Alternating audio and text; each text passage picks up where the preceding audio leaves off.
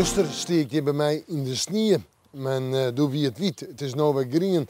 En het is toch dat die kustgebieden toch de meest hegere temperaturen hebben. Maar dat zal verhoren, want de wind gaat heel vlug naar het zuiden en het zuidoosten. En dat zal joen al barren.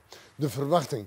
Joen en vannacht. Nou, misschien nog wel een paar sneeuwbuikers. En verder, ik wil weer eens even een opklaring. En de temperatuur die luidt vannacht zo om de beide 0 graden op de eiland en min 2 graden in het oosten en het zuidoosten, zeg maar, meer de provincie.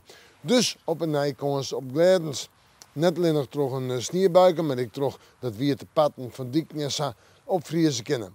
Nou, dan de wind. Zuid-zuidoost, die wordt al wat sterker. Ik denk zwak of matig meer de provincie, maar vrij krachtig in het kust- en waardgebied. En dan morgen. We beginnen met de kans op gladens. We hebben morgen misschien letter op het dag een sneeuwbuiken, maar die is droog waar. Er zitten er nog even bij, wel een protte bewolking. En een temperatuur om bij de 1, misschien 2 graden heen. Een koude dag ik van het gevoel, want de wind houdt het flink aan. Maar rond krachtig komt nog altijd nu het zuiden en het zuidoosten, maar meer zuidoost. Misschien wel even eestelijk zelfs. En die viel echt koud aan. In de jontijd nog altijd een frost, maar ik kom eens op ijzel of wat sneeuw. En dat zet in de nacht nog even terug.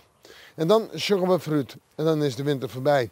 Want op vrijdag een 4 graden, misschien nog wat gladens in de maandtijd, via de letter Rijn. Sneeuw, betiden Rijn, droge perioden, zo'n graden. En s'nachts aan 8 graden, maar betiden Rijn. En waarschuwing van het verkeer, kans op gladens, joen vannacht en natuurlijk morgen ik. En we moeten morgen maar weer even in het waarschuwen.